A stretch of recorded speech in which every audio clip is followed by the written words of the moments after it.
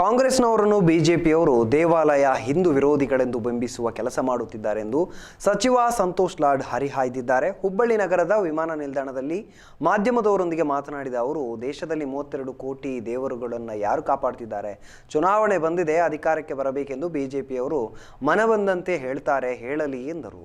CM Siddaramaiah ಅಯೋಧ್ಯೆಗೆ ಹೋಗದ ವಿಚಾರವಾಗಿ ಮಾತನಾಡಿ, ಸಿಎಂ ಸಿದ್ದರಾಮಯ್ಯ ಅವರು ತಮ್ಮ ಅಭಿಪ್ರಾಯ ಹೇಳಿದ್ದಾರೆ, ಹಾಗೆ ಹೇಳಬಾರದೆಂದು ಯಾವುದೇ ನಿಯಮವಿಲ್ಲ.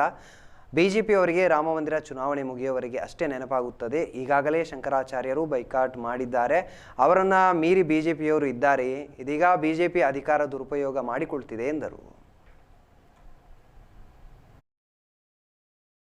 ಸನ್ಮಾನ್ಯ ಸಿದ್ದರಾಮಯ್ಯ ಅಲ್ಲೇ ಹೋಗ್ತಾ ಇದ್ದಾರೆ, ಮುಖ್ಯಮಂತ್ರಿ ಸಾಹೇಬರು ಹೋಗ್ತಾ ಇದ್ದಾರೆ, ಅಲ್ಲಿ ಉತ್ತರ ಕೊಡ್ತಾರೆ. ಯಾಕಂದರೆ ನನಗೆ ಸಂಪೂರ್ಣ ಮಾಹಿತಿ ಇಲ್ಲ, because I just don't want to speak off hand. What exactly has gone through is what ನಾನೇನು ಪರ್ಸ್ಯೂ ಮಾಡಿದ್ದೀನಿ ಅದ್ರ ಪ್ರಕಾರ ಆಯ್ತಿಲ್ಲ, ನನಗೆ ಗೊತ್ತಿಲ್ಲ. ಸೊ ಅಲ್ಲಿ ಮುಖ್ಯಮಂತ್ರಿ ಹೋಗ್ತಿದ್ದಾರೆ, ಅದ್ರ ಬಗ್ಗೆ ಇವಾಗ ಉತ್ತರ ಕೊಡ್ತಾರೆ. ಅಲ್ಪಸಂಖ್ಯಾತರಂತೆ ಆ ಪ್ರಕರಣ ಮುಚ್ಚಿ ಹಾಕ್ತಿದ್ದಾರೆ ಬಿಜೆಪಿ ಆರೋಪ. ಈಗ ಬಿಜೆಪಿಯವ್ರು ಯಾವಾಗ ಯಾರ ಪರವಾಗಿ ಬ್ಯಾಟಿಂಗ್, ಯಾರ ವಿರುದ್ಧ ಬ್ಯಾಟಿಂಗ್ ಮಾಡ್ತಾರೆ ನಮಗೆ ಗೊತ್ತಿಲ್ಲ, ನೀವು ಅವ್ರನ್ನೇ ಕೇಳಿ. ಏಕಾಏಕಿ ಅಲ್ಪಸಂಖ್ಯಾತರ ಮೇಲೆ ಪ್ರೀತಿ ಬಂದ್ಬಿಟ್ಟು ಘಟನೆ ಒಂದಾಗಿತ್ತು. ಅವಾಗ ಆರ್ ಜ್ಞಾನೇಂದ್ರ ಅವರು ಇದ್ದಾಗ ಕಾಂಗ್ರೆಸ್ನವರೆಲ್ಲರೂ ಅವ್ರ ವಿರುದ್ಧ ಹರಿಹಾಯ್ತಿದ್ರು. ಈಗ ಅದೇ ರೀತಿ ಘಟನೆ ಈಗ ಆಗಿದೆ, ಅದಕ್ಕೆ ಅವರು ಹರಿಹಾಯ್ತಿದ್ದಾರೆ. ಘಟನೆಗಳು ಯಾವ ಟೈಮಿಗೆ ಏನಾಗುತ್ತೆ ನನಗೆ ಅವೇರ್ನೆಸ್ ಇಲ್ಲ, ಅದ್ರ ಬಗ್ಗೆ ಆ ಈ ರೆಫರೆನ್ಸು ನನಗೆ ಸಂಪೂರ್ಣ ಮಾಹಿತಿನೂ ಇಲ್ಲ. ಇದ್ರ ಬಗ್ಗೆ ಅಲ್ಲೇ ಮುಖ್ಯಮಂತ್ರಿಯವರು ಹೋಗ್ತಾ ಇದ್ದಾರೆ, ಖಂಡಿತವಾಗಿ ಉತ್ತರ ಕೊಡ್ತಾ ಇರ್ತಕ್ಕಂಥ ಸಚಿವರು ಇದ್ದಾರೆ ಅದಕ್ಕೆ. ಯಾಕಂದರೆ they will having the first hand information. This is very sensitive. ಸುಮ್ಮನೆ ಅದ್ರ ಬಗ್ಗೆ ಮಾತನಾಡೋದು ಸರಿ ಆಗಲ್ಲ. ಸರ್, ದೇಶಾದ್ಯಂತ ದೇವಾಲಯ ಸ್ವಚ್ಛ ಆಗುತ್ತೆ. ಈಗ ಇದೇ ವರ್ಷ ರೀ ಎಲೆಕ್ಷನ್ ಹತ್ರ ಬಂದಾವಲ್ಲ, ಮತ್ತು ಮಾಡ್ತಾರೆ, ಏನು ಮಾಡೋದಿಲ್ಲ. ಈಗ ನಾವು ಅದ್ರ ಬಗ್ಗೆ ಜಾಸ್ತಿ ಮಾತಾಡಿದ್ರೆ ಅದು ಸರಿನೂ ಅನ್ಸಲ್ಲ. ಎಷ್ಟಂತ ಮಾತಾಡ್ತೀರಿ ಅಷ್ಟನ್ನೇ ಕೇಳ್ತೀರಿ.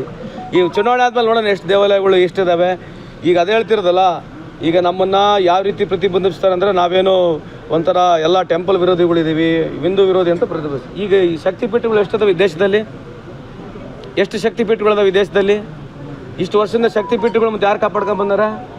ಮತ್ತು ನಮ್ಮ ಇತಿಹಾಸ ಪ್ರಕಾರ 32 ಕೋಟಿ ದೇವತೆಗಳಿದ್ದಾರೆ, ಮತ್ತು ಅವ್ರನ್ನ ಯಾರು ಕಾಪಾಡಿರೋದು?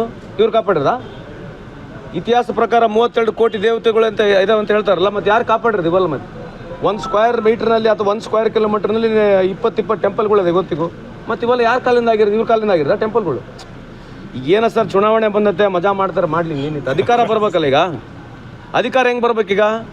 10 ವರ್ಷದ ಕೆಲಸ ಮಾತಾಡೋದು ಬೇಡ, ಡಿಮಾನಿಟೈಸೇಷನ್ ಬಗ್ಗೆ ಮಾತಾಡೋದು ಬೇಡ. 100 ಸ್ಮಾರ್ಟ್ ಸಿಟಿ ಆದವು, ಇವತ್ತು ಡಾಲರ್ ಎಲ್ಲಿಗಿದೆ, ಈ ದೇಶದ ಸಾಲ ಎಷ್ಟಿದೆ? 205 ಲಕ್ಷ ಕೋಟಿ ಸಾಲ ಇದೆ. ಇವೆಲ್ಲ ಇಂಥ ಚರ್ಚೆನೇ ಆಗೋದಲ್ಲ. ಆಮೇಲೆ ನೀವು ಇಂಥ ಚರ್ಚೆ ಮಾಡೋದಲ್ಲ, ಅವ್ರಿಗೆ ಕೇಳೋದಲ್ಲ. ಆಮೇಲೆ ಬರೀ ಯಾರೇ ಬರೋದು ರಾಮ ಮಂದಿರ ಬಗ್ಗೆನೇ ಕೇಳ್ತೀರಿ.